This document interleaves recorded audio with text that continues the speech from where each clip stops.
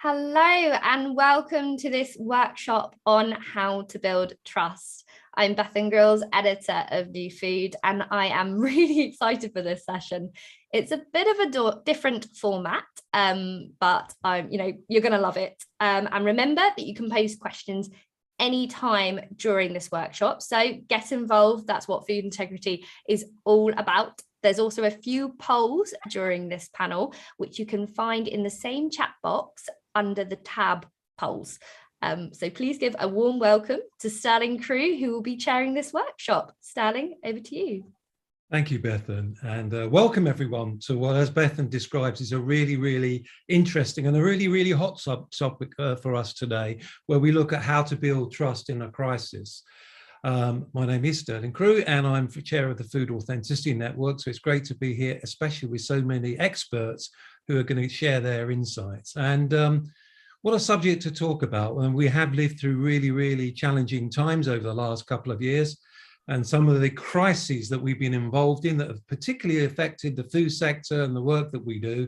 And we've had the climate crisis and sustainability, which has impacted on all our businesses. It's a big issue for us. We've had Brexit, in case we've forgotten Brexit, and certainly a lot of the sectors have difficulties in managing that. Let's not forget we still got COVID-19, and although some of the conditions that were put in place to control the disease are slowly being removed, it's definitely out there and affecting our businesses. And perhaps the one that is the biggest crisis for us is the way that the Ukraine has this terrible war, and we know how important they are in food production and how important the whole issue is with Russia and Ukraine when it comes to food imports and exports and energy, and that definitely will affect our sector. And who'd have thought, if we'd have done this a month ago, that we'd have been talking about that crisis. So there's lots of challenges for us out there for the industry. Indeed, today I work with the British Egg Council, and we've, as you've probably seen in the news, that eggs that have been labelled in the past that they were free range have now been labelled barn, and that is because we've had a massive bird flu crisis over the winter, which has generated a huge problem again. So, crisis can affect all businesses. It can affect the food sector, or it can affect certain areas of the food sector. As Bethan said, look, this is going to be a most interactive presentation, hopefully, that we can make it. We want to involve you in it. We want it to be conversational. We want it to address your needs. So as Bethan said, please start filling in your chat questions in the chat box in front of you. You don't have to wait until we go to the panel. If anything occurs to you during a presentation, please put it in there. And again, as Bethan says, we got these polls. We're really interested to hear what you say and then capture that data to make sure that, we're so lucky we got all these experts in the audience with all your experience. We want to capture that and see what it's telling us. So we know that food in the UK is amongst the safest in the world, but despite this, we still see multiple examples of crises. Even though we got some of the best practice that I've seen anywhere in Europe and globally, every now and then we do have these crises, and even the big brands. So this isn't just something that affects somebody that's made a mistake. Big reputable brands go through these crises as well. And I think we need to make sure that we, number one, don't have the crises. And then if you do have a crisis, what do you do about it? How do you manage it? How do you make sure that you can reduce and mitigate the resulting damage, reputational damage that come out of that? And that will be a big theme, I think, through not only our presentation, but for the comments that will come from our experts. And one of our most well-known crises, and for you that are old enough, happened in 1988 with eggs. And I'm sure that if you weren't going through it, you would have read about it, how Edwina Currie, who was the junior health minister at the time, warned the British public of salmonella and in eggs, and a huge crisis came out of it. Her statement claimed that most egg production in the UK was infected by salmonella. It wasn't actually factually correct, and eventually it led to her resignation. But there was a problem in the 1990s, and producers responded to that. I think it's a great example how you can find yourself in a crisis and use the crisis to your benefit and improve things. And we're really fortunate today to have a presentation about it from someone that's actually lived through it, literally. And a great big welcome to Andrew Jarrett. Hello, Andrew. If you put your camera on so we can all see you. Very great to have you here. Now, Andrew is a graduate of Harper Adams, well-known university for the food sector, and he's actually worked in the egg industry for the last 45 years. And Andrew was formerly retired as the group technical director of Nobel Foods, and he still does some consulting work there. And the most important thing is that Andrew is the chairman of the British Egg Industry Council, the BEIC, and he's been deputy chairman before that from 1996. So he's a person with a lot of experience of a crisis, taking it from the very beginning to actually where we find the industry now. So it's a great pleasure to welcome you, Andrew. And I'm looking forward to a really excellent and exemplary and exciting presentation from you. Mr. Egg, Andrew, over to you. Thank you very much, Sterling. I'm just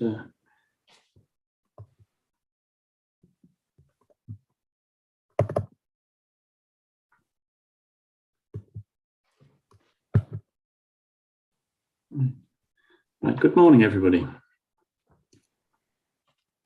This first chart shows the rise in Salmonella in the late 1980s. The blue line is all Salmonellas, and the red line is Salmonella Enteritidis Phage type 4, which was a particular problem that we had in poultry. And you'll see the rapid rise in cases through 1987 and 1988. My then boss was an office holder of the BEIC at that time. I wasn't involved at that point with BEIC, but he'd been to meetings through the summer at the Department of Health, where eggs were in the frame for being responsible for this rise in cases. And he came back and we were talking to me about it. And within the company, we had an egg processing plant. So we started to look at the egg coming in for processing. Processing is a batch case. You pasteurize large volumes of eggs. So you're talking tons of egg here. And it's also a very good way, just if you sample the raw material pre-pasteurization to see if there's anything there. And for sure, we did see some cases of SE. So we knew it was there. The problem for producers, however, was quite different, that in the vast majority of cases, it is asymptotic. You can't see anything at all wrong with your hens. They look perfectly normal. There are exceptions to that, but by and large, it's asymptotic. The other thing to remember with Salmonella and eggs is that actually, even from known positive hens, the incidence of a positive egg is actually quite low. I don't know the exact number, but it's certainly way less than 10%. So testing eggs isn't necessarily the best way to find out whether a flock is infected or not. The problem wasn't actually just a British issue, but it was here in Britain that we made the headlines. That when you look at the poultry breeding companies of the world, I'm talking about the elite level, the top level of breeding, there's actually very, very few companies involved. And there was evidence some 35 years ago now that there was contamination in some of those companies, and that helped spread the issue, spread the problem worldwide on a very quick basis. It isn't the case now, of course, because breeding stock, particularly elite stock, are tested to within an inch of their lives, and they will definitely be clear. But what was really different about Salmonella is that in the main, if you get a Salmonella positive egg, it's because of contamination on the shell from contaminated manure. But Salmonella enteritidis can infect the ovaries of the hen, meaning that there's a chance that you can get what we call a contents positive egg. The Salmonella would be resting on the yolk membrane underneath the albumin, and that's how it would come through. Now, if you think about the food safety risks of Salmonella on eggs, shell contamination is obviously a risk because there's a risk of cross-contamination in the kitchen. But generally, you would think that was a relatively low risk with good kitchen hygiene. However, if you get a contents positive egg, then it's a very different scenario. This is particularly the case when the eggs are then used in what we call pooled. So you might be making something from raw egg. Classic example would be mayo made from raw egg, or egg fried rice in Chinese restaurants where people pool a load of eggs at the beginning of the evening. The eggs are sitting in a bowl in a hot environment, and that's when Salmonella can multiply. And of course, when you're making egg fried rice or when you're eating mayonnaise, you're not cooking it sufficiently well to kill the Salmonella. So that's when you can start to have real problems. Runny boiled eggs were no longer a good idea for those who are vulnerable to illness, for example, the elderly, the young or pregnant women. We move on another 10 years to 1998. And by now I was actually an office holder of BEIC. And I was really worried at this point in time, because if you see those graphs, there's the top line again is all salmonellas. The red line is Salmonella enteritidis. And you see these rising cases in 94, 95, 96, 97. And I was really concerned that we had another potential crisis on our hands. And the issue here, by now we were starting to test, we were testing birds, we were testing flocks, and you know where the problem is. And what we were seeing was farms going positive. And once the farm is positive, you have a problem of horizontal transmission to the next flock. And there could just be a domino effect where gradually all farms start to go positive. So I thought we had a nightmare scenario approaching us again. What we did in response to this was it introduced the Line Code of Practice. And it was launched in 1998. You see a picture there of Nick Brown, who was then the Minister of Agriculture, who was very supportive of what we did. And one of the keys to all of this, you look at the headlines, was vaccines set to crack salmonella in eggs. And I would say there are probably 5 cornerstones of the Line Code. There's a lot more than that, but what are the keys to controlling salmonella? Firstly, we talked vaccination. Vaccines. In 1988, there weren't any vaccines against salmonella for hens. And it's quite unusual that you're vaccinating an animal, not so much to protect the animal itself from disease, but to protect the food that the animal is producing. Quite a different scenario. The first vaccine became available somewhere around about the 94, something like that. And some people started using vaccination. Marks and Spencer's, to give them their credit, was the first company that required all its production flocks to be salmonella vaccinated. That's quite a brave move. We were main suppliers to M&S, the company I worked for at the time. It was also very expensive and time consuming. In those days, it was a dead vaccine, which was given by injection. But 2 times you'd have to vaccinate the bird, once at about 12 weeks in rear, so you pick it off the floor, vaccinate it. So there's not just the cost of the vaccine, there's a considerable administration cost. The second jab would be given when you transfer the birds from the rearing farm to the laying farm. The first vaccines were produced actually by government. It was the Veterinary Medicines Directorate that did the research to produce the vaccine, but it was then commercialized by one of the pharma companies. There are now several different vaccination programs that you can follow. Some of them are dead vaccines in the way I've just described. Some of them are live vaccination programs, which are much easier to administer because that's given through the bird's drinking water. So without vaccines, I don't think we'd have got anywhere. So it's an absolute cornerstone. The next thing is hygiene controls and associated testing throughout the production pyramid. And this is particularly looking at rearing flocks and, starting with the breeding flocks and hatcheries, going through when you change from one flock to the next, testing to make sure the farm is clean before you put the next birds down.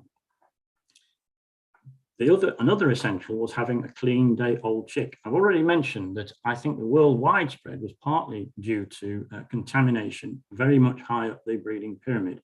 That is no longer the case now, absolutely not. And there is so much more testing done at the breeder level and more frequent testing to ensure that every day-old chick coming out of a hatchery nowadays is free from salmonella. And generally speaking, I'm not just talking here Salmonella enteritidis. This would be all salmonellas. Another cornerstone is probably a bit more of an unpleasant topic, and that's rodent control. Rodents, what experts on salmonella will tell us, Dr. Rob Davis in particular, would say that if the farm is positive, then the rodents will be positive. If the farm is clean, the rodents won't be. But what rodents are very good at is being responsible for horizontal transmission from one flock to the next. That's why rodent control is so critical. And that's what we were seeing in the 90s, was this issue of horizontal transmission and farms gradually going positive and not coming back again. And last but not least, very importantly, time and temperature controls for the egg. This was because, and it's still true now, when an egg is laid salmonella positive, contents positive, it's usually contaminated with only a few bacteria, maybe 10 or a dozen. There are antibacterial measures in egg whites, several of them, which prevent growth, basically by restricting the availability of iron. But then eventually, what we're not sure what happens, either the yolk membrane changes such that the salmonella can transfer from the albumin to the yolk, or contents leach out from the yolk with iron, and that's when you can get sudden growth. And that's typically from round about 21 days-ish. It's not surprising that a hen egg, it takes 21 days to hatch, so nature has designed the control processes really quite well and effectively. So what about the Lion Code? Well, all hens are guaranteed British, hens vaccinated against SE and ST, stringent feed controls, because this could be a key issue of salmonella contamination. We operate a system of registration and a unique passport system. The passport comes out from the hatchery with the day-old chicks, goes to the rearing farm, then onto the laying farm, and finally to the packing centre that takes the eggs. And that has all the details of the salmonella testing and the vaccination and so on and so forth. We also have increased hygiene controls and salmonella testing on farm in excess of the National Control Programme, including turnaround swabbing, which I've already mentioned. We also do regular egg testing, which is not included in the National Control Programme. I mentioned about the National Control Programme. The Lion was finally launched in 1998. The vaccines were available from sort of the mid-90s, but it took a while to persuade everybody in the industry that we needed to get behind this, because this was an expensive measure that was being undertaken. What I'm very pleased about is when the EU Salmonella Directives came out in 2008, and we looked at the Lion, there was very little that we had to change. But still, the Lion does a lot more than the EU. The EU doesn't do any testing in packing centres, nor does it do any testing of eggs. What we have is the Lion quality eggs are stamped on farm with the farm code and production method. And we have increased hygiene controls, as already mentioned, in excess of the national and EU legislation. We operate a cool chain from farm to the packing centre to retailer. We don't sell the eggs from a cool chain, but we do advise, and it's on every egg pack, that people should store their eggs in the fridge, keep refrigerated once you get them home. We also print the best before date and Lion logo on the egg shell as well as on the egg box. The Lion Code actually has over 700 different auditing points. And we do also include isotope testing, which is really a fraud prevention measure looking at country of origin and to a certain extent system of production. You can pick out organic very easily. You can also pick out free range if the birds have been ranging out. Although, as was already mentioned, because of bird flu, the free range birds are currently housed under government order. That wouldn't work at this point in time. But most importantly to me, anyway, of all of the things we do, is the code itself is independently audited. And we include in that independent unannounced audits. Every packing centre has an annual unannounced audit at some point in time. And on farms, we are covering about 10% of the farms would have an unannounced audit. We would also, of course, do an unannounced audit in the event of any complaint. And the whole scheme is up to the ISO standard 17065. So this is virtually the same chart that I almost started with. But what you can see here is the progress since we started in 1998. And you see that rapid drop in human cases. The black line at the bottom in this case isn't PT4. This is actually the number of chicken incidents that are recorded, but the two go hand in hand. You can see how the cases have dropped dramatically. So a success story. But it's no good really being technically successful if you don't let your customers know about it, don't let the consumers know about it. So as well as running a very expensive program on vaccination, the industry agreed a very significant budget for, at the time, this was television advertising. And we ran, there's some pictures there, stills from the TV adverts, but also we were doing big adverts in the press and that tea piece on a London bus, for example. So what's happened to egg consumption over the years? Well, egg consumption is really a factor of two things. One is the size of the UK population, which of course has been growing, so you'd expect UK egg numbers to go up. But the other side of it is per capita consumption. And what you can see on this chart is we were already in some decline on egg consumption. Probably that's due to lifestyle changes, moves away from cooked breakfasts and so on. But you see in the drop between 1988 and 1989, that was 20 eggs per capita, and that was directly as a result of the Salmonella crisis. As was mentioned earlier, that Edwina was wrong when she said most eggs were infected, but there certainly was a problem. And now, by the way, Edwina is one of our biggest supporters. She is very, very pleased with what the industry has done to try and sort its problems out. And then you see, we reached rock bottom when the Lion Code was relaunched in 1998. And now we've seen a gradual increase in egg consumption as we go forwards. This was the advice that came from the Food Standards Agency pre-2017. So it was in effect as soon as the Food Standards Agency was created, because I think in 1988 it was still under MAF rather than a separate body. And it says, elderly people, babies, toddlers, pregnant women, and people who are already unwell are most likely to become seriously ill from food poisoning. If you're catering for any of the people mentioned above, it's especially important to use pasteurized egg for foods that won't be cooked or will only be lightly cooked. The safest option is to use pasteurized egg for all dishes, even those that are cooked. If you do use raw eggs, use them only in dishes that are thoroughly cooked or cooked until the white and yolk are solid. This means you should avoid serving eggs with runny yolks to these people. And what I'd become aware of was the law of unintended consequences is probably the best way of describing it. People within those vulnerable groups, and I was at a presentation for catering to old people in particular, and malnutrition amongst old people in care homes is really a very serious issue. And this was one of the examples where the advice was actually counterproductive, because it means that you've got to serve them in a rather unattractive way. Not everyone wants to eat a hard-boiled egg. It also means things like a scrambled egg, where you can't guarantee that it's fully cooked to the right temperature to kill salmonella, won't be served, nor would a runny egg and soldiers. And yet for old people, particularly people who are suffering from eating difficulties, eggs are quite soft and easy to eat. And also people with dementia, they can remember their childhood dishes, but they can't remember now current dishes. Then it's contributing to a significant problem.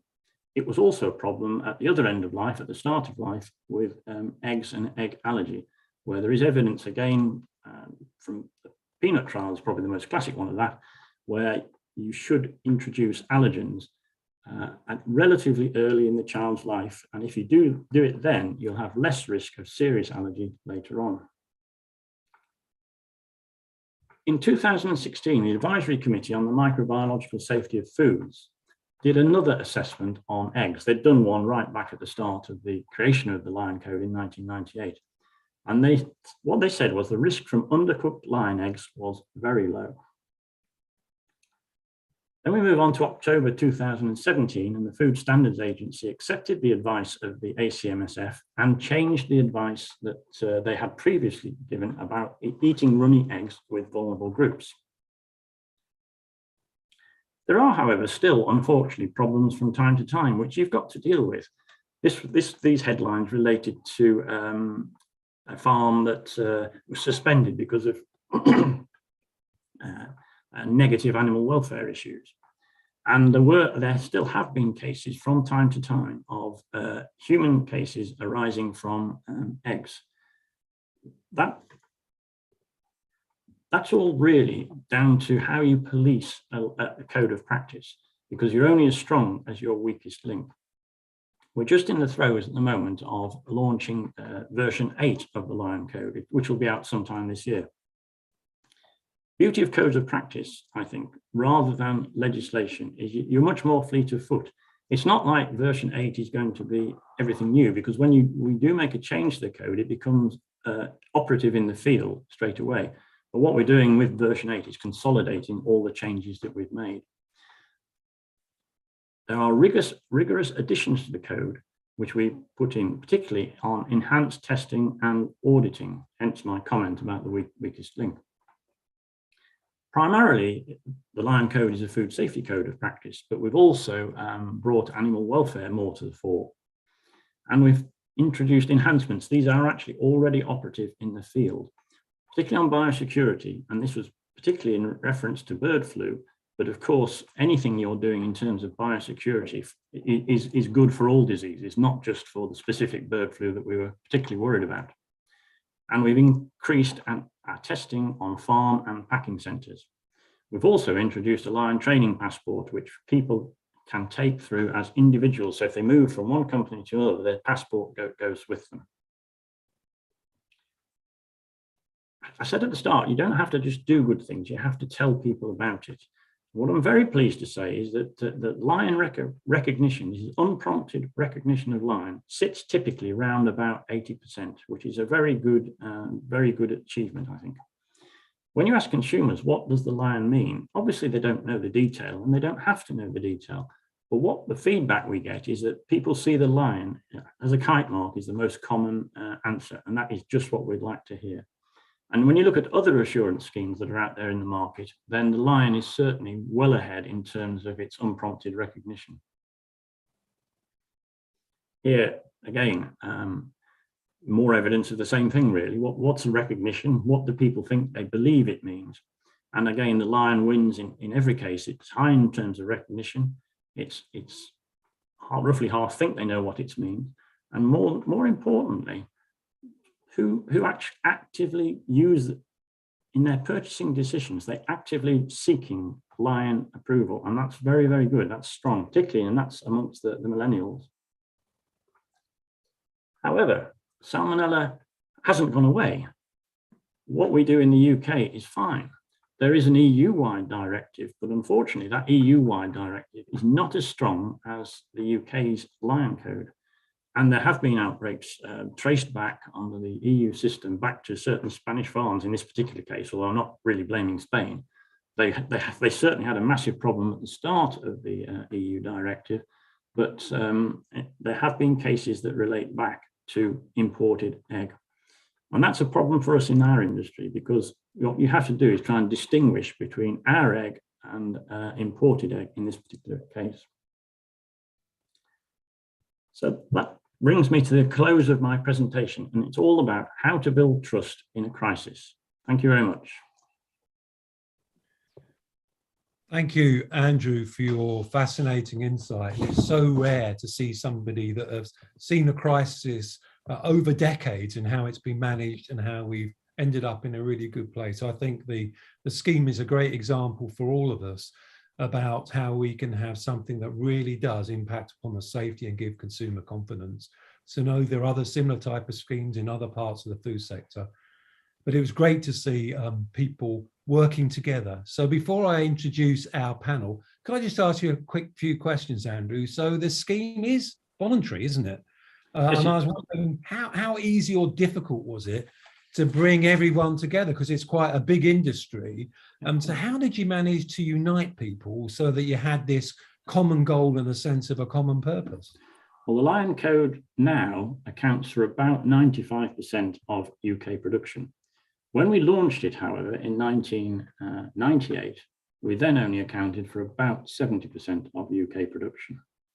But there were 4 major companies involved at the time. And basically, with discussion with those 4 majors, we persuaded them that this was the right route to go down. It had taken some time to achieve that result because the vaccines started to become available, as I said, in the mid-90s. And it was only 1998 when we got that consensus for everyone to act together. I don't think that we would have probably been able to achieve this as an industry if we hadn't had that crisis in the first place. It was the crisis that drove the response. And it was my concerns in particular that I thought we were heading potentially for another crisis if we didn't do something about it. And that was that uptick in cases in sort of mid-90s onwards. So you're quite right, isn't it? Although everyone got very emotional about Edwina's statement at the time, I remember the response from the industry and consumers. It might be argued that is it a blessing as well as a curse, because without that, would we have recognised a slowly growing problem, and would we have responded in such a positive way as an industry as a whole? I don't think we would. I think we had to have that crisis, whether we liked it or not, that then drove the industry into doing something about the problem. And because it's a big industry with a lot of different players in the industry, to actually get an industry to move together is a lot more difficult than if it's just a company and it's your product we're talking about. Because here we had to get agreement from the principals of all the major businesses in the industry, which took some doing. I mean, I don't know if we looking back now in hindsight, it seemed to be a great scheme and it was very well managed. But at the time, did it feel like you were being successful, and was it as linear as as it appears? Because it all seems to be, it was all following a plan. But in reality, was it as controlled as that, and was the process as easy to do? What was your biggest challenges?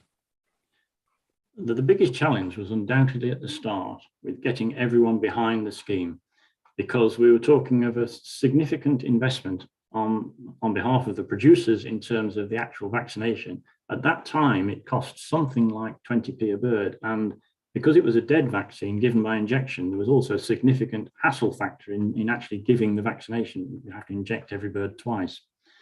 Not only that, the industry agreed to put a similar amount of money. It cost us about 4 million quid, I think, for the vaccination program at the time.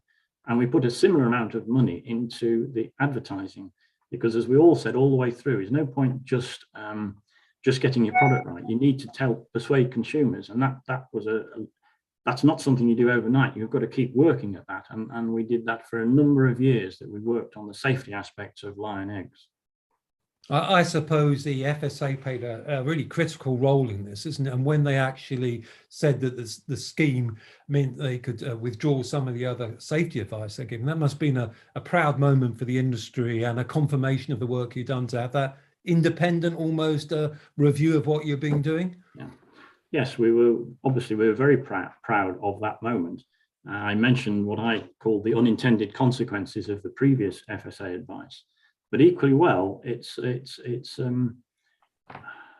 crown that you have to wear carefully, because we know that we are now sort of much more in the public domain because of what we've said. So that means we have to double down on any sort of transgression within the Lion Code to make sure that it is fit for purpose, that it's doing the job that we set out to do. And that's why we've done quite a lot of beefing up of audit within the code, the unannounced audits and so on. And also we do a routine as well as the official egg sampling. We did an official egg sample of every single flock within the Lion Code, for instance, within the last couple of years.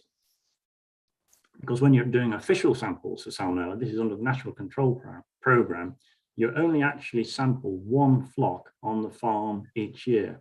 Whereas what we did was sample every flock on the farm. Some farms only have one flock, but many farms have several flocks. One last question for you, Andrew, before we are joined by the rest of the panel. I'm really fascinated that this was a voluntary code of practice, and it could have gone down to legislation instead. How do you feel about it being voluntary or having a legislation approach? Which one do you think can be the most effective, or do they have different benefits and drawbacks? I do think they have different benefits and drawbacks, because after the lion, which is voluntary, we then have the National Control Program, which is not voluntary. That is driven by legislation that came through from the EU. I mentioned in the presentation that I don't believe the EU scheme is as strong as the lion. There are certain key areas where we go further. And even the EU scheme doesn't require mandatory vaccination. You had to vaccinate. I think I'm right in saying if your country level is more than 10%, you have to vaccinate. But if the country level is less than 10%, you don't. And there have been some recent cases through from Poland, and there's some evidence there that to save money, people stopped vaccinating because the country was initially above 10%. It went down below 10%, so they stopped. Absolutely foolish thing to do, but that's actually what happened. So there's lots of ways where I think codes of practice are better. The other thing is that you can change codes of practice in response to upcoming knowledge, which is much more difficult to do when it's enshrined in legislation. So thank you for that. So we're going to now move on to the rest of the panel. I'll introduce you, but I think that's a really good example of how do you build trust in a crisis when there was a great deal of distrust that was created, and how you restored consumer confidence. So we'll be looking at perhaps how you communicate to the public, as Andrew has highlighted, and then how do you actually base your decisions on facts and evidence and science-based decisions. So it's a great pleasure to join a marvelous expert panel. We've been very fortunate today. Guys, if you could put your microphones and your screens on, please. And I'll start with Kevin Coles. Hi, Kevin, who works for the British Information Service. Now, Kevin's got a lot of experience in crisis management. He's been advising companies on their responses to crises and issues for more than 25 years, both just in the UK and globally, because these crises are often globally and not just isolated to a country. Look, and during his time, he's worked with food and drink wholesalers, retailers, brands, food service outlets, and working with them on their responses to a food crisis. How do you respond to it is Kevin's expertise. Welcome, Kevin. We're also very fortunate to be joined by Silverani Elahai, who is the Deputy Government Chemist. And Silverani, very great congratulations on your MBE. I see you finally got to the Palace and received it. So well done. And her MBE was for the contribution that Silverani has made to analysis. She works at LGC, and she's also an executive director of that fantastic organization, the Food Authenticity Network, where she does some super work. And she's held a number of different roles at LGC in the nutrition group over the years. So a great expert for us to have. Thank you, Silverani, for joining us. And last but no means least, we're really fortunate to be joined by Tina Potter. Hello, Tina. And Tina has been appointed Head of Incidents at the Food Standards Agency, and the Incidents Resilience Unit in 2018. So has been doing the job for a while. And we all know the important role that the FSA can play as an independent person that the consumers can trust and the industry can go to. As highlighted by Andrew, I think the part that the FSA played was very significant in that scheme. You must have seen lots of recalls and withdrawals and been in lots of crisis management. So it's fantastic to have you here, Tina, and perhaps we can talk about what good looks like for you, what you've seen that's particularly good, or the things you think, well, that didn't go very well. So it'd be great to get Tina's oversight. So as we kick off, perhaps, Kevin, could we start from you? So you were involved a lot in the on this problem that the egg industry had with Salmonella. You played a significant part, especially in communications. Maybe you could share with us what was your biggest learning that came out of that particular crisis, and what things did you think people should have done perhaps differently at the time? I think Andrew's given a very good overview of the way that we went about stuff. And I think one of the key points that he made in his presentation was that you need to communicate what you've done as well as doing it in the background. So a lot of the work we did early on was trying to tell consumers that what the work and what the actual little British lion mark meant on their eggs. So it was kind of a fairly slow process in terms of building sales back up. But I guess if you look at the industry, the decline in egg sales was there, and the industry had to do something about it. There's a bit of self-interest involved, clearly, but what we did was then to talk to consumers, which then got all of the retailers on side. And once all of the retailers were on side, effectively it was a mark which then appeared across every single retailer in the UK and still does. So we reckon probably about 98% of, or 95 to 98% of retail sales, which I think is a great positive and a great pat on the back for the industry in terms of getting together and sorting itself out. You mentioned lack of legislation. Well, I think if you'd have had legislation, you'd have stuck with one particular scheme, but this scheme is ever evolving. So every time that we come across a problem or we see an issue or we listen to the latest science, we can change it, and we can change it quickly. And also, given that we are part of the scheme, we do administer the scheme, we can actually suspend people very quickly. So if somebody is doing something wrong, we can act very quickly in terms of trying to get them out of the scheme or ring fencing stuff much quicker than other organisations can. So we have a kind of rapid response to it. It's interesting here we have a question from someone already about that, which is, what is the best way to verify that if you buy egg products, that the liquid egg in them, which is a really good question because everyone just thinks of egg in shell, but the scheme actually covers things like pasteurized liquid egg. And we have to remember that egg is not just sold as a boiled egg, isn't it, you eat. It's a component, a major component of lots of other meals, quiches, ice creams, etc. Kevin, do you have a thought on that? Yeah, well, I mean, it's a legal requirement if you say something is free range for it to be free range. We can also, and we do also test processes in terms of isotope testing. So if it is free range, then it must be. And our auditors go in every year and they trace back, so they trace right back to the flock. So there will be an annual audit which looks at back tracing. So there are a number of ways that we can test it, but clearly, if somebody is putting something in which isn't what it says on the pack, then it's illegal. So it is very difficult to try and challenge that, because it's a legal requirement to put, if you're putting free range on the pack, you have to have free range in it, and we can audit that to an extent. Andrew? The point about isotope testing is that not free range birds will be fed a layer diet just the same as birds that are permanently housed.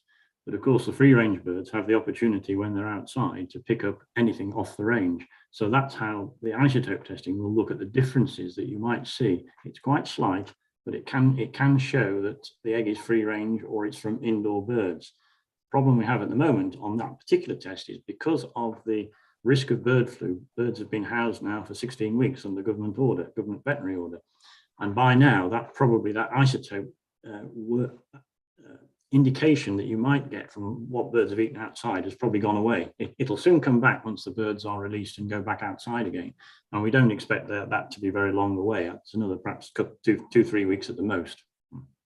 I think it's also fair to say, Andrew, that is a flag for investigation rather than something which would immediately say, they can't be free range, because your pullets won't necessarily go outside, and young birds won't range in the same way. So it is a flag. It's absolutely right, Kevin. It's a flag. It's not a concrete evidence, let's say. So welcome, Tina. Wow, I've got hundreds of personal questions to ask you. You've got so much experience in this field and play such an important role in the FSA in responding. So perhaps just in general terms, Tina, you could say, well, what does crisis management mean to you? And describe a bit about what your job looks like and how we should be interacting with the FSA, and perhaps sharing some tips with us. Yes, that's fine. So I suppose, Sterling, the question is less about what does crisis mean for us and the FSA, but what does it mean for different sectors and different parts of that sector. You might commonly find that a menial incident for one business might be a crisis for another country or another business. So I think the first most important thing is for every business and each part of that supply chain to be thinking around what's the threat, what's the risk, and what are the potential impact. Really thinking about what reasonably is the worst case scenario that might impact you as a business, and then, dare I say it, have a plan. Fail to plan, and in essence, you prepare to fail. So having a plan, but having that plan as a live tool for your business, that it's exercised, that it's understood, that it works on a Friday evening at 5 o'clock, that it works on a bank holiday weekend, that it works on Christmas Eve.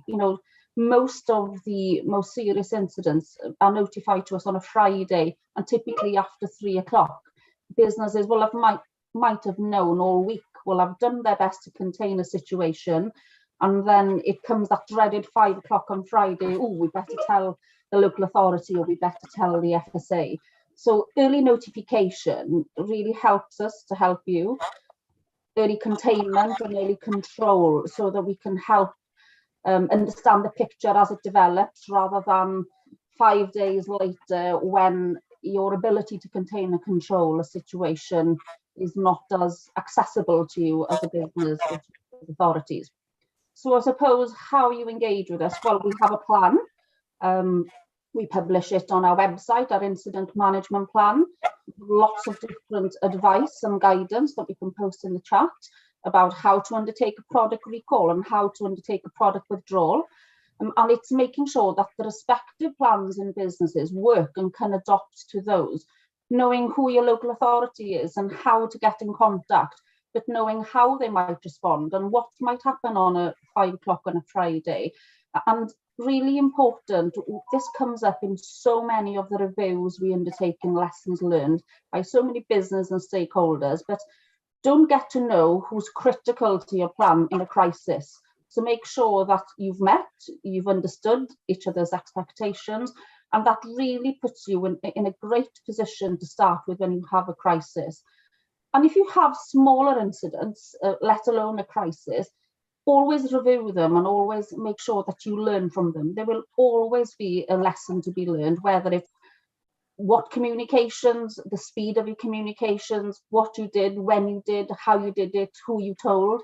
There is always something to learn. So be okay with getting it wrong if you've had an incident, but learn from it so it doesn't happen next time, or the impact greater next time. So we tend to sit behind local authorities. They're critical to this. They're the enforcement authorities. But of course, there's the role of the primary authority as well, where they assist with the short guidance, etc. And that will always be the first stop, if you like, in an incident or a problem. But if as a business or any stakeholder you think this is going to be widespread, which merely means beyond the boundaries of one local authorities, then inevitably, if it's serious or widespread, the FSA would be informed. So come and tell us directly. We've got an incident notification form, lots of boxes, but really important that you populate them, because each of those categories is what we use to make an assessment of the scale, impact, seriousness. So sending in the half-completed form will inevitably mean that we're not able to help or assist you in the best way we possibly can. So do you know where to find that? Does everybody in your plan know where to find that? What happens if you're on leave in Barbados, if you're lucky, or have COVID for a couple of weeks? The plan is the process, should never be reliant on people, because people change, of course. So yes. Hey, that's wise words from yourself, and resonate probably with a lot of us. Well, let's go to our polls, Bethan, because two of the points that Tina was talking about there are our first and second questions. So, Bethan, please complete the polls. Question number one is, do you have a crisis management plan? And what percentage of people said, yes, we do, or no, we don't? Okay, so I'll be interested to see whether this comes as a surprise or not. 88% said they do have a crisis plan. So with 12% saying no. So that's pretty good, really, isn't it? And I imagine probably something that was maybe put more in place as we saw COVID happen. I don't know if you agree with that, Sterling. Yes, certainly. I'm not surprised that a lot of people have a plan, but maybe the second question might be more illuminating is, how many people have done an exercise in the last year to make sure that the plan that they have isn't just a document or online that no one's ever read, and how many people test it to make sure that it's robust? Yeah, so this one was a bit less of a landslide win, I have to say. So 56% said yes, they have exercised that plan in the last 12 months, and 44% said no. So maybe that's the big issue, isn't it? Is about in businesses, everyone's very busy, and we tend to focus on the short-term things that have got big impacts on the business immediately, about getting products out there, responding to MPD, things like that. And the plan is always a kind of non-sexier part of the business, and people don't often get an opportunity to test it and use it until you're in a crisis, and then you get the pan off and start going through it. Is that your experience, Tina, that people tend to have plans, but do they actually make them live documents? There's a definite relationship between those who respond swiftly and well to an emergency, that have a plan that's well understood and well exercised. And it's more apparent that businesses and sectors that struggle to respond as effectively as one might want, it's often because there either isn't a plan, or the plan is not something that's readily understood. It's really down to getting the plan, dusting it off the shelf, and then trying to work out in a crisis what the business's own plan is. And what should be swift and well understood actions, like you've placed unsafe food on the market and you need to tell consumers it's unsafe, and you want to undertake a product recall, consumer facing, just not having the capability to do that swiftly, and it taking days and days. And that then, when we talk about trust, really undermines trust. And it's always, for me, about what did you know, when did you know it, what did you do, and when did you do it? And you really want that gap to be as small as possible. And then obviously comes, how well did you do it? And a plan is critical to those. So good success when there's a plan. Where there's not a plan, it's often because the plan either doesn't exist or is just not bread and butter for the people that apply it. Thank you. And I think on that, to Selvarani. Selvarani, your expertise is in food fraud and analysis. You're very well known for that. Selvarani, perhaps we could, we've gone back to visit salmonella in eggs. Perhaps we could revisit the part you played and the lessons that came out of perhaps one of the biggest food fraud scandals, which was the horse meat scandal that we all went through, which certainly was a massive crisis for the meat industry, both in consumer confidence and trying to get everything back into control, working out what actually went wrong. So Selvarani, what were your lessons that came out of that crisis? Hello, everybody. Thanks, Sterling, for that question. Yeah, a lot of what Andrew said resonated for us completely in terms of the horse meat incident. So at the time, although it caused a lot of panic and a big breakdown in trust and consumer confidence in the whole supply chain, a lot of good, I think, personally, has come out of it, in that the UK is sort of world leading now in a number of initiatives that I can name. And you've mentioned the Food Authenticity Network that we're both involved in, which is an open access website where all of the information is available to any stakeholder in the world on an open access basis, and it's free to join. We also have the two food crime units in the UK, the National Food Crime Unit and the Scottish Food Crime and Incidents Unit. And we also have the Food Industry Intelligence Network. So some of these are pioneering initiatives, and the latter one now has grown very well, where it's industry coming together, a bit like Andrew was talking about for the line code. I can understand some of the huge challenges you had there, Andrew, with getting different competitors sometimes working together, but they do it for the greater good. And I think this is another excellent example of people working together, sharing data anonymously to sort of better protect both the UK food supply chain and then more globally, the global food supply chain. I could go on for a long time, Sterling, but I'll pause there. I imagine also that what came out of that crisis is why we've been so successful, perhaps during the pandemic, is where everyone thought food fraud was going to explode as there's less regulators, less testing.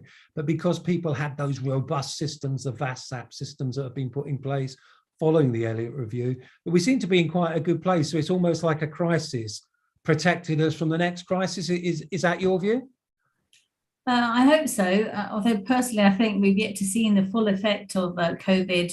Then we've got EU exit, and now we've got the current conflict. So all of these have massively increased the opportunity for fraud. And I think there are three components for when food fraud happens. You need, a macroeconomic factor, so something like a pandemic. It doesn't always have to be economic, as we know. You also need a system weakness within either an individual company or the food supply chain. And then you need a motivated individual who will actually commit the food fraud. So I think we have tightened up on processes, but the fraud opportunity is massive. And it might be just a matter of time that now that people are resampling and it might emerge. And I think all experts agree that we need to be extremely vigilant.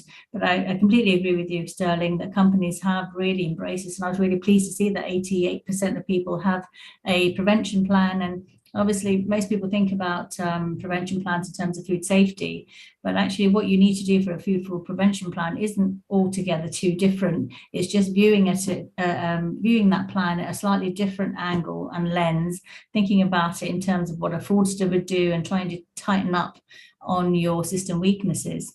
And actually, companies often, we find, worry about things that they have no control over. So, we can't really control wars, on an individual company basis, and climate change is not something we can immediately address. But the system weaknesses within your own company and within your own supply chain is something that we can control and be more vigilant of. And also, people now acknowledge that creating a culture within a company where the individuals are engaged, they're proud of their work, and really want to produce best quality, safe and authentic food is much more important, because they're much less likely then to commit a fraud and be tempted by those sort of opportunities, even in the face of, maybe sometimes pressing pressures in their own circumstances. You mentioned food safety briefly there, but I suppose when it comes to crisis management, public health is always a major driver. What is the food safety risk? And is there a link between food safety and food fraud? Is there does food fraud mean food safety issues as well? Oh, absolutely, there is a link. And I think of the 3 out of 4 of the largest food fraud incidents in the last sort of 17 years have had a food safety link. So we had the Sudan dyes incident in spices, where there was a carcinogen. Then we had the melamine crisis in baby food, which unfortunately killed babies. And most recently in 2015, we had the allergens in spices.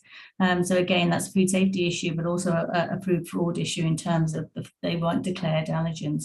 So I think when fraudsters are prepared to commit crimes, they're not really going to survey the ingredients that they substitute with to make sure they're the best and they're the safest. So there is always a very close link between food safety and food fraud. And as I said, I think companies don't really need to think about the two of them that differently in terms of a prevention plan. You can incorporate that into you do your HACCP, and then you can have your threat analysis and bolt those together, because ultimately companies want to produce safe and authentic food that consumers will trust and buy in. So the two really go together for me. Now, I suppose a classic example of that might be Sudan 1 Salvarani, which was essentially where people were trying to defraud by making chilies look redder than they are by using something that's a colorant used, a legal colorant in food. And then didn't that really result in the biggest number of products taken off the shelf ever? A big job for the FSA there. Yeah, it was. I think because it was used in spices, and spices go into lots of different ready meals and products these days. So it had a lot of unintended consequences, I think, where the chili powder went into, the whole supply chain. Thank you. Andrew, can I come back to you? We've got a question here. I'm not sure if you can answer it. Is there a difference in salmonella infections between cage-free, free-range and caged eggs? So does the way that a bird is kept affect the level of salmonella? Do we have any evidence on that one way or the other? The reality is, unfortunately, that all systems of production have the potential for salmonella, and we don't have any evidence that one is better than another. It has been found in all systems of production in the past. I often wonder that. I live out in the countryside, and a lot of people keep birds and they're selling them at the gate almost. And I always wonder, obviously they're not covered by a scheme such as the British Lion scheme. And so I wonder what the conditions it's being kept in, and does that mean it's more susceptible to perhaps things like salmonella than if it was in an industrial area? Yes, I think one of the keys there is, if you remember, I talked about the cornerstones of the lion, one of them being vaccination. And that is absolutely the sine qua non, without which nothing. That is the cornerstone of the lion.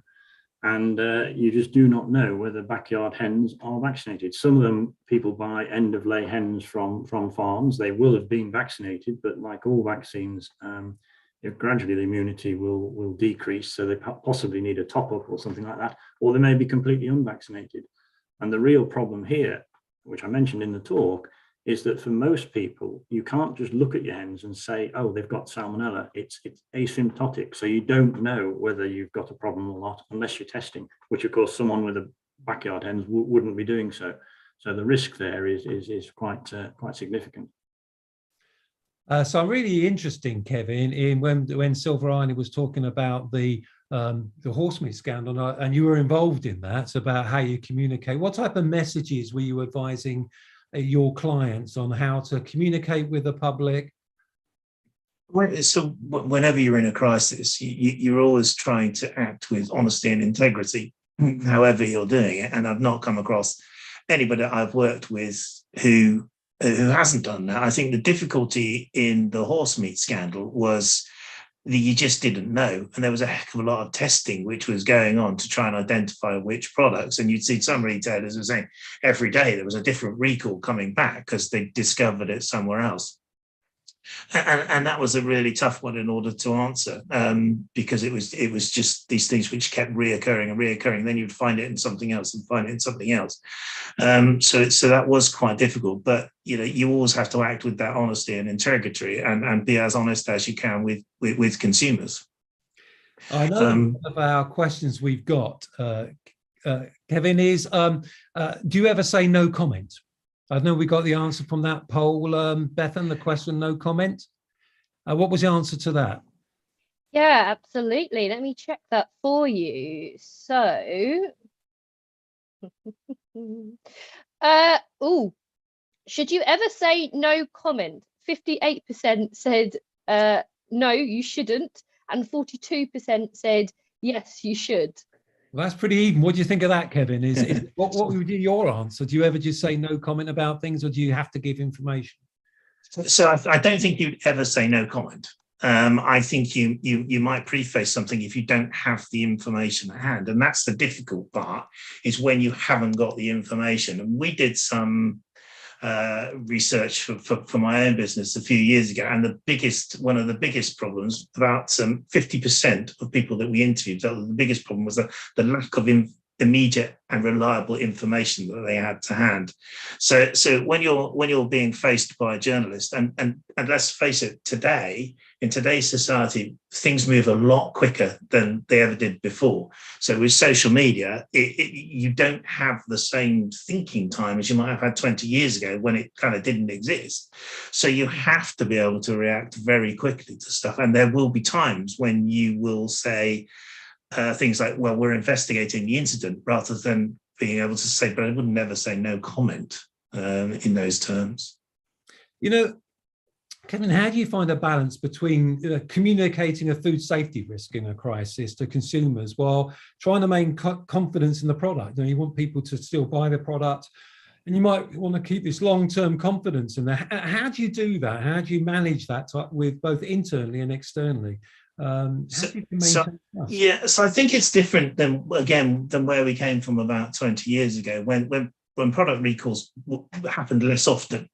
And they happen less often and became much bigger things. I think today consumers are used to recalls much more than they would be previously. So I think they have more of an understanding about why companies would do it. So I think there is less of this big thing looking at you, it's going to destroy a brand. And in fact, I think you can have some positive impact on your brand if you react quickly and you do something from positive footing. So your goal is, particularly on food safety, is to protect consumers, and that is you have a legal requirement to do it for a start. But that is something which I think consumers will respect if you handle it in the right way. Now, clearly, the actual communication that you use has to have the tone and the response that is appropriate for the situation. But if you act quickly and you act responsibly, then you are much more likely to succeed. If you get caught out, and there were good examples in horse meat of people that got caught out, and one example I think was Findus was all over the front pages, and they just didn't comment. And it's like, well, you're allowing other people to then fill that void and talk on your behalf. And as I said, with social media these days, that can happen very, very quickly. So you have to be able to respond, and you have to be able to respond well and positively. And if you don't, somebody else will fill the void. I suppose if we had social media to the extent we had now, when the Salmonella outbreaks, the concerns were back in the 1988. Do you think it would have been a lot different way of communicating? Do you communicate differently now than before? I mean, it can be out there straight away. As Churchill said, a lie is halfway across the world while the truth is still in bed getting up. Do you see that speed being such a big issue? Yeah, I mean, your issue, which previously you might have had a couple of days, or a journalist might have given you 3 or 4 hours or even a day to come back to them.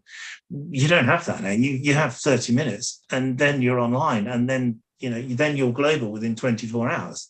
The spread of information is exponentially faster than it was 20 years ago. And you have to be able to react to that. And the difficult part of that is when you're a company, you don't want to necessarily go out and talk about something when you're not sure about it. And that is a very fine balance for people to get across. But, for the most part, I think companies do try and act responsibly. I had some figures around people who had actually run training or tested their crisis management courses, and around 1 in 8, I think, was our figure, which is admitted was before COVID. And COVID is probably a real life crisis for most people to be able to try and get their crisis management plans in order.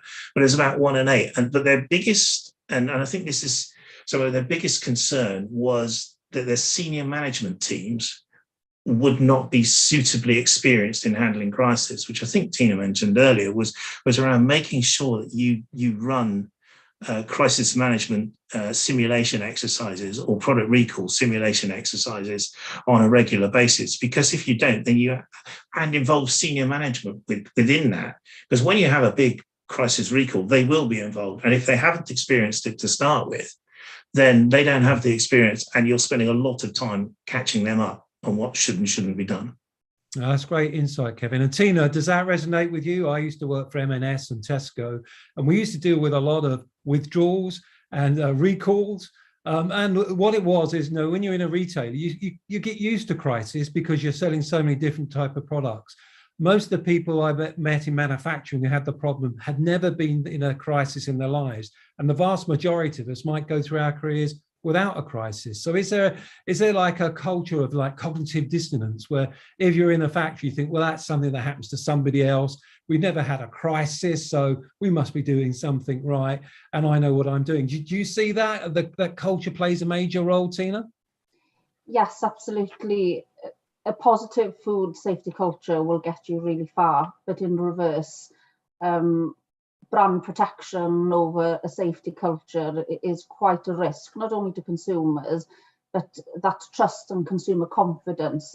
As Kevin said, now, I think because of a lot of publications as well, we publish several recall alerts and allergy alerts every year, around between 175 and 200, and it's normalized it to some degree. But what doesn't land well is manufacturers wanting to protect their brand before they protect consumers, because it does get out in the end, especially if there's a foodborne illness or an anaphylaxis, for example. As a result, you really don't want them to be in a situation where local authorities on their behalf detect that there was an early situation that they failed to contain and control.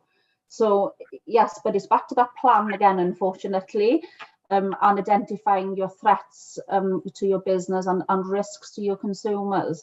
So do you have the capability to detect? And if you can detect, how do you contain and control that situation? And how might you respond to a product withdrawal and recall? And how do you determine it, actually? What for you as a business determines when it's a product withdrawal and when it requires a recall? Of course, regulation outlines it, but it also outlines precautionary principles in domestic regulation as well as European, and actually in global regulation. So what does that mean for you? What's the trigger for action, and how might you do that? So we tend to see that positive food safety cultures have a greater appetite to applying that precautionary principle as outlined in Article 7 of General Food Law, and the trigger to go down that road is a lot quicker, if you like, than those who tend to hide or tend to shy away from just doing the right thing. I think I've seen that before. You're so right about businesses that have a more negative food safety culture tend to suppress things very quickly and try to hide it, rather than, it's a legal requirement, isn't it, actually, that if you think you have a food safety risk and you have a product on the marketplace, you have to tell the regulator. It's not a matter of shall I tell them or not. Once you're in that position, you have to tell. Is that right? Yes, absolutely. And the law says if you have a reason to believe. That's not when you've looked at it for 6 months and now you're absolutely certain there might have been a safety risk.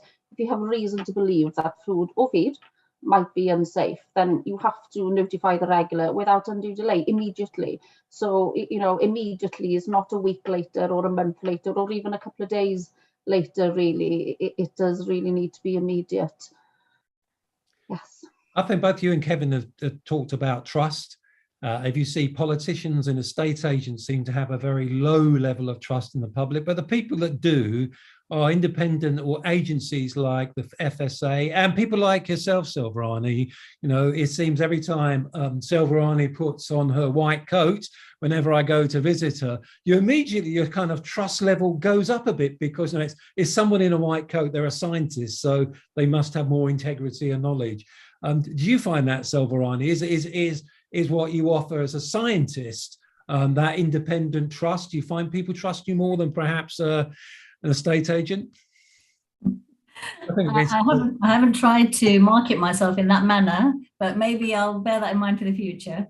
What I can say that what we always try and do, I think, as a scientist, is make sure that we work in an evidence-based manner, so that we work with FSA, DEFRA and FSS a lot in terms of helping them provide them with evidence so that they can make policy decisions based on facts rather than on a knee-jerk reaction, which I think in the UK we have done in the past as a reaction to crisis. But we've learned from that. The BSE crisis in 2000, I think for some of us who've been in this area for a long time, was not a good example of how science was communicated to consumers and the general public in general. And we've learned from each of those crises. Sudan dies, I think there were some mistakes made there, but I think the horse meat, actually, on the whole, UK responded in an evidence-based, prompt manner, and led Europe in a lot of our response to that crisis initially. And one thing we're doing in the Food Authenticity Network is, at the time of the horse meat crisis, although the experts knew who the expert laboratories were, that information wasn't open and accessible to the general stakeholder. But now on the network, following the recommendations of the Elliott Review, we have 15 food authenticity centres of expertise. So you have a named person, the organisation, their address, an email address and a telephone number that anybody can contact with any authenticity questions. So that makes the whole system more transparent. You know who the experts are, where their expertise lies, and anybody can contact these people. I think that's a big step forward. We also met with the Centres of Expertise for the first time last year, and we've drafted a incident response framework so that if the government wants food authenticity expertise in the face of an emergency or an incident, that they can approach the Food Authenticity Network and the experts, and we will collectively work together to produce a collective view on the questions being asked by government. And we have a meeting actually on Wednesday to finalise that framework, which then I think will be a very powerful tool for both government and the Centre of Expertise to use to help in a UK response to a future incident. Yeah, I think that's what's good about the way people are looking at it. It's about preventative and thinking ahead rather than reactive, and trying to find a good testing solution after you're in the middle of an incident, isn't it?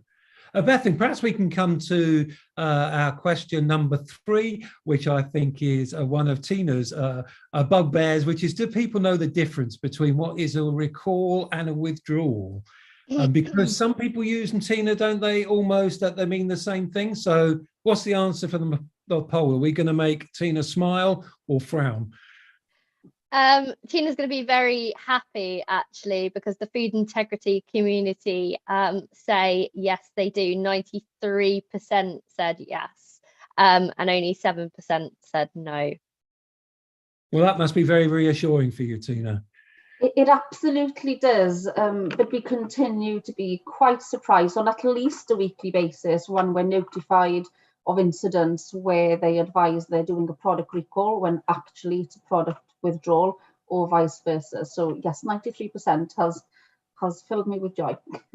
Yeah, I always think it's interesting, Tina, that if you're managing a crisis, if you can't get the information together, if you haven't got that evidence-based information, and if you can't respond quickly because perhaps your systems and your knowledge isn't where it could be, that very quickly a recall can turn into a withdrawal. That if you can't give somebody confidence that the product is safe, then instead of just bringing it off the shelves, you can find yourself in a big public recall withdrawal with people being told to take their food back to the shops.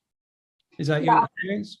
Yeah, absolutely. A swift withdrawal, taking products off shelves, can mean if you act quickly, it might not even reach shelves to be sold.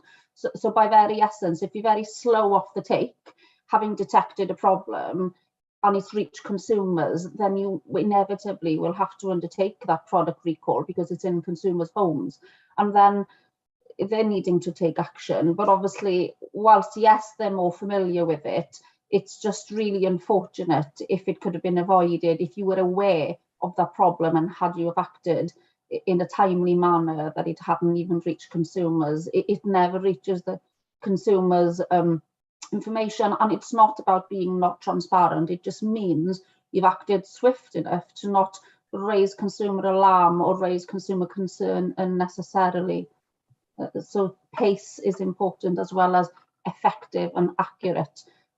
So again, we often see an increasing number of updated alerts, and that often is because when they're published, they haven't quite narrowed down what exactly is affected. So they tend to add products on.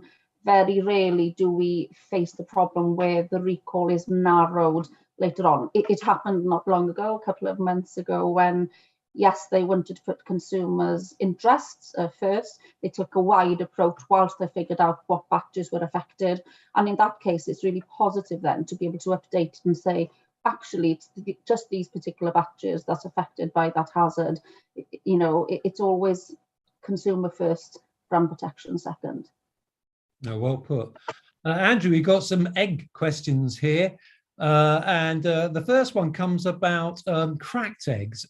Do cracked eggs, if they have slight cracked eggs, should they be used? Should they be taken off the marketplace? Very slight cracked eggs, which is rather an obvious one, I suppose. Well, of course, there are egg marking regulations that you have to comply with, and that there is a limit to the number of faults that are allowed in first quality eggs. Packers will generally be trying to have no faults at all, but there is actually a small tolerance. But that is a legal limit, and it is checked by the Egg Marketing Inspectorate, who are part of Food Standards Agency, and eggs can be rejected as a result of that. They can be rejected at the packing centre where the eggs are packed, or they can be rejected in a retailer's depot. Different limits apply slightly depot to packing centre, simply because there's an allowance for sort of potential damage in transit. So that's the first thing, and that's quite a legal issue. Secondly, if there is any salmonella contamination, which there shouldn't be, cracked eggs, of course, will allow transmission through to the egg contents a lot easier than if it was fully intact. The eggshell is porous. A bird's temperature is much higher than our own. Their body temperature is about 41 C. So when an egg's laid, it'll be at that temperature. The first thing that happens is it cools down to ambient temperature, and that's when the air cell is created at the top of the egg. An egg inside a hen doesn't have an air cell with it. Then you get, it's a time-temperature relationship for the deterioration of the albumin, depending on, as I say, temperature that you hold the egg at and the age of the egg. And essentially, the air cell grows over time. One of the questions I think someone asked was, can you use the time and tested method of if the egg floats, it's not okay, if it sinks, it is okay? Well, that's a very crude measure, and it isn't an unreasonable one, but I wouldn't like to rely on it totally myself. I would go by the best before date that would print on the egg. That's a much safer thing to live with. Another question for you, Andrew, is about the lion egg scheme. Is it transparent? So the statistics that you gather for checks and audits, are they visible to people? I think some would be interested to know about the stats on the audits and testing. No, they're not publicly visible, and we don't actually keep a central register of all the tests. The BEIC has something like 41 subscribers. They're the packers, and they're the ones who actually who organise this. And each of those companies will keep their own records. So we don't have a central database of records. But what each of those companies is required to do is, in the event of a positive, of any form of positive, whether it's just from an environmental swab or anything like that, that has to be reported in to BEIC. So it would be quite difficult because the number of tests that are done, you're talking of tens of thousands of tests. It would be a massive sort of register, which probably wouldn't gain anyone anything anyway. What really matters, and of course, that is available when the auditors will be auditing an individual company, which they do, and they go into the packing centres, and then they will be looking at all, A, to make sure the tests have been undertaken as they should be, and B, to just check on the results as well. I can see how the audit is a really important function there to make sure that the tests and everything are accurate. Guys, look, we've got 10 minutes to go, and what I'd be interested is if I had a magic wand now and I gave you the magic wand and said, look, you can wave this magic wand when it comes to crisis management, I'd be really interested to see what's the one or two things that you would really like to see change or improve. Kevin, with all your experience of 25 years of doing this, what would be in your mind the thing that you'd really like to see improved if you could wave your wand? I think what we've had over the past few years, I mean, one of the things that we have, most people have a crisis management manual. I can't remember what the figure was at the beginning. The problem that people have is it doesn't work in the way that we work today. So it might be one of these things which is stuck on the wall or is in a folder which is behind you, and we work in a different way. So I would like to see our practices and procedures brought up and be much more modern in their approach. So, for example, I have an app on my phone and we develop apps for people. Within that, there are contact numbers for the FSA, there are contact numbers for the lab that's doing the testing, there are contact numbers for all of these things. There are red buttons which call everybody together. You need to be called together. So it's taking a more modern approach to crisis management, which when I go into a lot of companies, you see them doing the same thing that they would have been doing 20 years ago, and the world's moved on. And I think they need to just review some of the practices and procedures that they have in place to bring them up to date. So Kevin, are you saying literally that you might go into a company and they might get one of those folders off the shelf and literally, literally, and the names will all be out of date at the back, and there'll be a bit of dust once you've covered that off. Now, and that's not fair for all companies, because a lot of companies are a lot better than that. But if you go into some maybe smaller companies who aren't used to it, they think, well, I've got my BRC audit coming up, so I better have a crisis management manual. I'll take one off the shelf that's on there and I'll Google it and I'll pick one up and I'll just change my name on it. So there is a fair bit of that does go on. And it's a relatively expensive procedure for a small company to get a proper crisis management procedure in place. But as Tina will probably tell us, if you do that, you'll save yourself thousands at the other end. Yeah, I suppose it's much easier to keep it up to date if it's online rather than if it's just in a hard copy somewhere. Yeah, and I'm not just talking about online as a PDF. I'm talking about making an interactive document that works. So, if you do need a statement, you can work on SharePoint together. Create something that you can do a lot quicker than then sending it around to 16 people. Can you give me comments on this? By the end of the day, you've got everybody in one room. Off you go. We're on SharePoint. We'll do it now. 10 minutes. Boom. We've got a statement there done. Yeah, so that's wise words there about taking advantage of new technology, because things are moving so much quicker, I suppose, as well for you, Kevin, isn't it? As you say, we talked about online, everything has to be done very quickly now. As Tina's mentioned, isn't it? People want to have information, accurate, science-based information, as Selvarani said, and they want it now. They don't want it 5 days' time, 10 days' time. Well, you now have what you call citizen journalists. So people who are writing their own news, which they're sending out to everybody.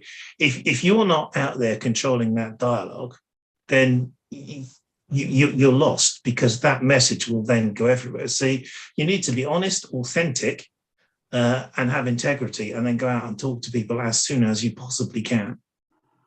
But you'd never turn around and say no comment, though, Kevin, would you?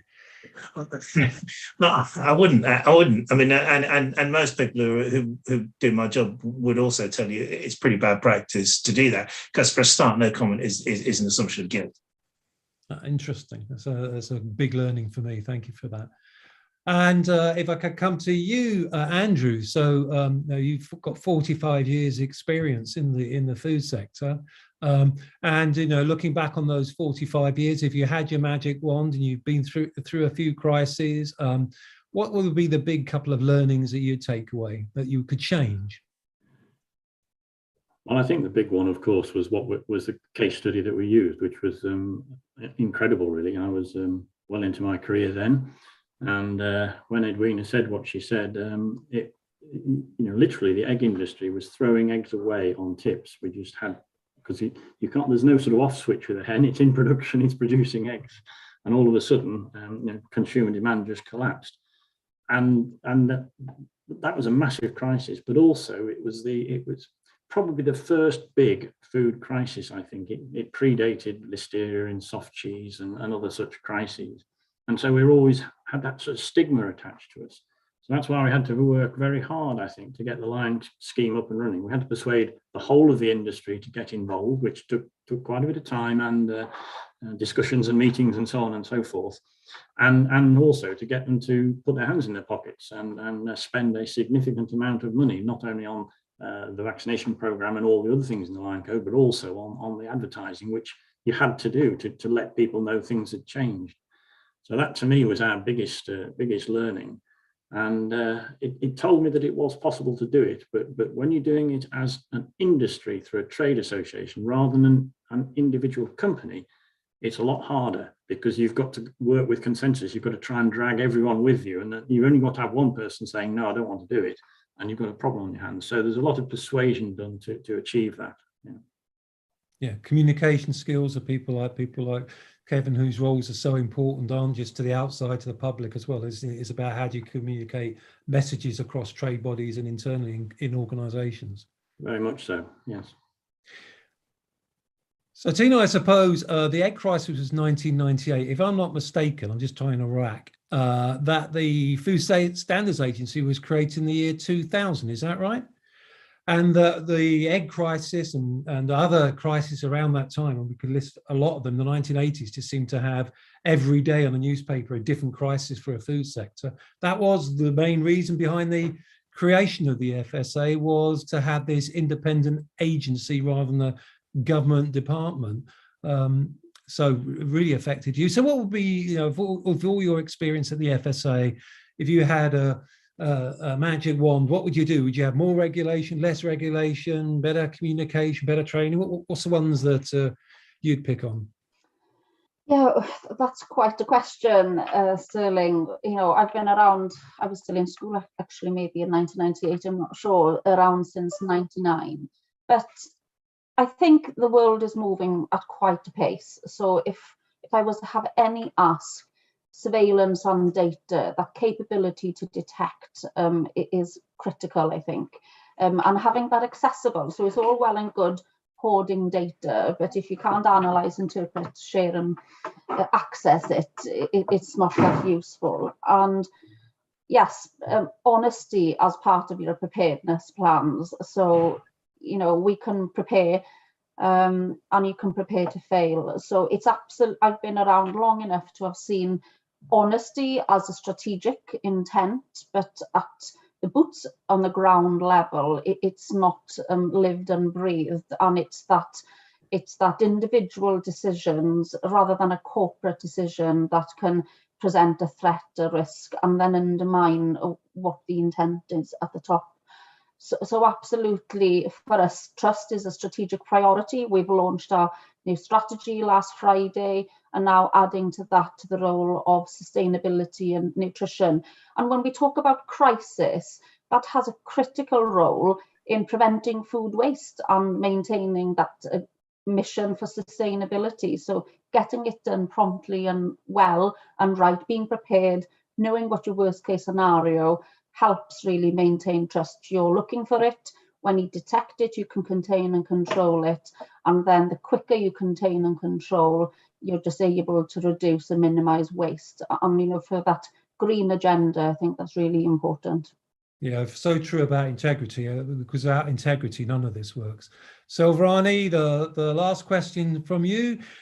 So what would you do? Obviously, Tina's given a shout out about how important it is to have a good analytics and science base. What would be your one wish, Silverani, if you could have it? You're on mute, Silverani. I think you're on mute. I can't hear you. Yeah, I've just unmuted myself, trying to be polite so you wouldn't hear all my rustlings. Just a couple of points from me. So I think something that the UK has done very well, I think most of the world agrees on COVID, is making use of expert advice and actually trying as much as possible to base our decisions on evidence. And I think that should continue in all of our sort of assessments going forward. Also, something I think we do very well in the UK is government and industry working together in crisis. And I think we saw that in horse meat. And we have much more of a collaborative mindset than I think a lot of other countries do. And I think that stands us in good stead, because I think we all want the same thing. We want safe and authentic food that people can trust in. And by working together, we can create a system where we can build this trust and create a culture of honesty. And hopefully consumers will see that too. That's a great thought to end our session on. Can I thank the audience for turning up? I hope you agree. It's been fascinating. Great presentation from Andrew, sharing his insight and experience. Great insight from the panel. I certainly learned a lot. So Andrew, thank you very much for your presentation and your insight. Kevin, thank you very much. Silverani, Tina, great job. And I'm now going to hand over to Bethan. Thank you guys for such a really interesting presentation. Bethan. Absolutely. Yeah, thank you so much, Sterling. You have thanked the panel already, but I'm going to say it again. Thank you so much. It has been such a pleasure to have you. And of course, Sterling, thank you for your, well, sterling job at being a chair. You know, what a fantastic panel that was. Some really interesting ideas and strategies that came from it too. And I hope you, our viewers, found that helpful. And if you would like to continue the conversation with any of our panel or discuss any of the themes within the food integrity community, just click on that news tab that reads Newsfeed and Networking. It's at the top of your screen. And you can post all your comments there. You can also connect directly with any of our speakers or exhibitors by selecting the speaker tab and clicking on their picture, so you can network to your heart's content. Please also note there are some downloadable pieces related to this conversation too, including a useful guide on undertaking recalls and withdrawals, how to report incidents to the FSA, and also the FSA's Food Crime Strategic Assessment. And this is available on the left-hand side of your screen under the heading More Information. So up next, we have a product demo from Merck, and then we'll be discussing how exactly do you create a culture of food safety. Then at 3 p.m. UK time, Tina and I will be back on your screens for an informal networking session. So please do join us with a cup of tea or a coffee and just have a natter. And if you can't join us live, don't worry, you can catch up on demand. For those that are joining us live, I'll see you in a moment. Stay safe, everyone.